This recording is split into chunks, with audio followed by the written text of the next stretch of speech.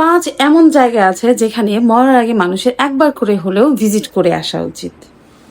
সেই 5টার মধ্যে প্রথমটা হইল, আপনার কাছে টাকা আছে? সেভিংস করছেন? আপনি তখন বলবেন না আমি সেভিংস করি না, আমার তো সেভিংস নেই। ওই যে মায়ের বাজার করতে দিছে ওইখান থেকে টাকা মেরে রাখা, ওইটার সেভিংস বলে না। বাবার পকেট থেকে চুরি 1 টাকা 2 টাকা এগুলোর সেভিংস বলে না।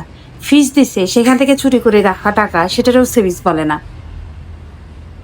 বন্ধুদের কাছ থেকে ধার নিছেন, ধার দিয়ে সেটা ব্যাক না করেও সেটা রেখে দিছেন, এটারও সেভিংস বলে না। হ্যাঁ, আগে সেভিংস করেন, তারপরে কোনো জায়গায় যাওয়ার কথা চিন্তা করবেন, ঠিক আছে?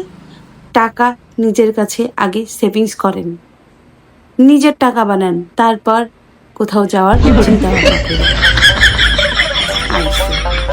দেখো